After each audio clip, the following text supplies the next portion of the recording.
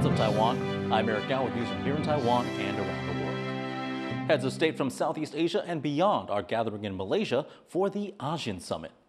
The Southeast Asian bloc has much to celebrate, from a peace agreement between Thailand and Cambodia to the induction of a new member.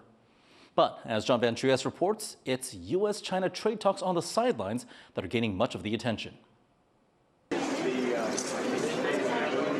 Host Malaysia rolls out the red carpet for dignitaries from around the world for a second time this year. This is the second of 2025 summits, bringing together the members of the Association of Southeast Asian Nations, or ASEAN. But the list of guests goes well beyond the bloc. Non-members from the US and China to Brazil and South Africa have sent their own VIPs too. There's been progress since the bloc's last meeting in May. Just back in July, Cambodia and Thailand were firing at each other across their contested border, killing at least 48 people. But now they've signed an enhanced ceasefire deal, along with U.S. President Donald Trump, whose intervention helped stop the fighting. It's already having an impact, with Cambodia withdrawing weapons from the Thai border Sunday. And the two countries' prime ministers are optimistic. Ladies and gentlemen, today marks a historic moment, profound significance for Cambodia and Thailand. A day that reaffirms our shared conviction that peace is always possible when nations have the courage and wisdom to pursue it together. This declaration reflects our will to resolve differences peacefully, in full respect of sovereignty and territorial integrity. This declaration, if fully implemented, will provide the building blocks for a lasting peace. But more importantly, it will begin the process of mending our ties. As of Sunday, ASEAN also has a new member, Timor-Leste. Southeast Asia's poorest and youngest country gained independence in 2002, and accession to ASEAN has taken over a decade. The country's prime minister says it's a big moment for the country's 1.4 million people. For the people of Timor-Leste, this is not only a dream realized, but a powerful affirmation of our journey. One marked by resilience, determination, and hope. It's the U.S.-China talks happening on the sidelines, though, that have grabbed the world's attention. Trump looks to be in high spirits as the two sides hammer out a framework of a trade deal, a possible de-escalation in what's been a punishing trade war. That's ahead of a meeting Trump's scheduled to have with Chinese President Xi Jinping in South Korea later this week. The president had given me maximum leverage when he threatened 100% tariffs if the Chinese imposed their rare earth global export controls, so I think we have averted that. We also agreed on substantial agriculture purchases for U.S. farmers. We agreed that the Chinese would begin to help us with the precursor chemicals for this terrible fentanyl epidemic that's ravaging our country. 双方的讨论包括众多的议题，比如双方各有关注的出口管制议题、对等关税、进一步更长时间展期问题、芬太尼关税和芬太尼禁毒合作问题。 Absent in the talks was any mention of Taiwan, one of the sore points in U.S.-China relations. China claims Taiwan and says it will use force to take it if need be. Though it's still possible Taiwan could come up in the Trump-Xi meeting, U.S. Secretary of State Marco Rubio says the country won't be a bargaining chip in talks that are really about trade. The ASEAN summit ends Tuesday, but there's still more to come from Trump's whirlwind week of diplomacy in Asia, with the region and global markets watching for what may come next. Brian Wu and John Van Trieste for TaiwanPlus. The Formosa Club, a group of pro-Taiwan EU lawmakers, is in Taipei, calling for deeper engagement between Taiwan and other democracies. Leveraging our expertise to foster complementary partnerships with friendly nations around the globe. Taiwan remains steadfast in collaborating with democracies to build resilient, non-related supply chains capable of withstanding global challenges. This is the Formosa Club's first time meeting in Taiwan since its founding in 2019. More than 40 EU MPs from 18 countries are present. The conference comes as democratic countries grow more wary of collaboration between authoritarian nations like Russia and China and the international consequences of regional conflicts. Multiple speakers drew parallels between Russia's invasion of Ukraine and China's destabilizing actions in East Asia. So right now, Taiwan is a frontline democracy. Its status has direct implications for global security, for European economic stability, and for credibility of international rules-based order. The conference will continue through Tuesday, focusing on alternative ways for Taiwan and like-minded countries to work together on global issues. Taiwan's defense ministry says Beijing is spreading propaganda after Chinese state media released videos of warplanes flying near the country. The Weibo account of China's state television shared an undated video of H-6K bombers and J-10 fighter jets practicing confrontation drills over what it said was Taiwan. Taiwan defense officials say the video is propaganda meant to psychologically intimidate Taiwan. The ministry says it continues to monitor and respond to Chinese incursions in the air and waters around the country.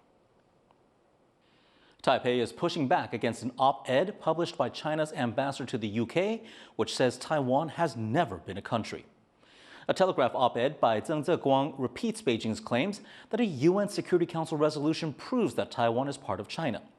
Zheng called on the UK to, quote, stand firm on the issue, calling it key to China-UK relations.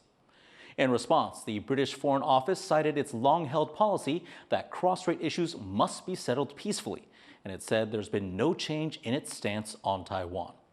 Taiwan's representative office in London also rejected the statements while thanking the UK for stressing the importance of peace and stability in the Taiwan Strait. The diplomatic row comes amid rising UK-China tensions over a recent spy case and a controversial plan for a new, sprawling Chinese embassy in London. For more on how the Chinese ambassador's op-ed could affect UK-China relations, reporter Chris Gorin spoke to Gray Sargent from the Council on Geostrategy in London. So, Gray, the Telegraph has published an op-ed from the Chinese ambassador to the UK, where he says, in part, that Taiwan has never been a country and the UK should accept that position. What exactly is the Chinese ambassador trying to accomplish here, and why publish this now? What he's trying to do is present Beijing as a defender of the post-World War international order, and in doing so, try and perhaps contrast China with the United States, who it would like to present as a force disrupting the world system. He's basically saying that the international order and the One China principle are one and the same thing. Why now? That's an interesting question. Well, we are marking the 80th anniversary of the Second World War, so it's only natural that Beijing wants to use this occasion to reinforce its claims to Taiwan. You've written in the past that the UK's position has always been that Taiwan's political status is undetermined, but has refrained from saying so since the 1970s. And you say that in future, a clarification from the UK may be needed. But why? Hasn't the status quo worked relatively well, at least for Britain, for many decades? So Britain for a long time maintained that Taiwan's status was undetermined, that it wasn't, as Beijing claims, a province of China. The status quo has worked quite well for everybody concerned. Peace has been maintained across the Straits for a long time now. But Beijing doesn't seem so comfortable with maintaining the status quo, as in fact trying to alter it itself. If countries around the world buy China's One China principle, it's going to make opposing any unilateral action taken by Beijing across the Straits very difficult. So it's about laying the groundwork and about establishing the rules around cross-strait relations. In the op-ed, the Chinese ambassador says that accepting Beijing's position on Taiwan is key to the development of China-UK relations. Some have taken that to be a demand of sorts from China. Do you see it that way? It certainly is a demand. The problem for UK-China relations, from at least Beijing's perspective, is that the the UK does not agree with Beijing's claims. It has already last year in the UK Parliament clarified that it believes that Resolution 2758 made no determination on Taiwan's status. So if Beijing wants to push this further and keep on repeating its claims, unfortunately, it will find that when push comes to shove, Britain will have to speak out and say something different. This op-ed comes amid several other tensions between China and the UK. There's been protests over this so-called mega embassy that China wants to build in London, a Chinese spying case that was recently dropped, now this op-ed. Keir Starmer, your country's prime minister, has said that he seeks steadier relations with China. Does this complicate things for him? I think the questions around national security, the alleged spy-in, the mega embassy are going to be bigger issues for Keir Starmer. I don't think that currently Taiwan throws too many problems in the UK-China relationship. Actually, we've seen in the past year UK-Taiwan relations improving steadily, and that hasn't, it appears, been too detrimental to relations between London and Beijing. I think the problems will come if China keeps on pushing its one China principle and insisting that the UK subscribe to beliefs that it does not believe in. If Beijing simply let the matter lie, then the British government may well say nothing. That was Grace Sargent from the Council on Geostrategy. Restaurants and shopkeepers are bracing for losses and possible closures as pork supplies dwindle. Authorities have extended the pig slaughter and transport ban from 5 days to 15 to contain African swine fever. Aichi reports. This food market in the southern city of Kaohsiung is practically shut down, one victim of African swine fever cases that's jeopardizing Taiwan's pork supply. The only store here with pork still in stock only has a 3-day supply left. 礼拜五那天呐，他临时公布的啊，我们就没办法去大卖场拿货了。 Though African swine fever isn't a threat to human health, it is fatal in pigs. A news that hogs at the Taichung farm tested positive on October 21st has led to a call and ban on the slaughter and transport of live pigs, originally for 5 days, but now extended for 10 more. Genetic sequencing shows the disease got into Taiwan by way of Vietnam, but while investigators worry about how the disease got to Taiwan, businesses want to know what comes next and how they're going to make ends meet. From grilled meat and sausage to steamed buns and dumplings, pork is a staple of Taiwanese cuisine. 说5天禁运，我们就有一点危机意识，所以我们就会找其他的之前没有配合过的协力厂商来谈这个价钱。昨天突然又宣布说要停10天的话，店面的肉包都剩下很少了，已经几乎都快没了啦。 Some vendors say foreign pork isn't an acceptable substitute. In recent years, U.S. pork imports in particular have been controversial due to the prevalence of a feed additive bans in Taiwan. And some vendors say foreign pork, wherever it comes from, just doesn't taste the same. 本土猪肉好吃，我们不可能用国外的猪，用国外猪肉是会有味道，那个老客人都会马上吃出来。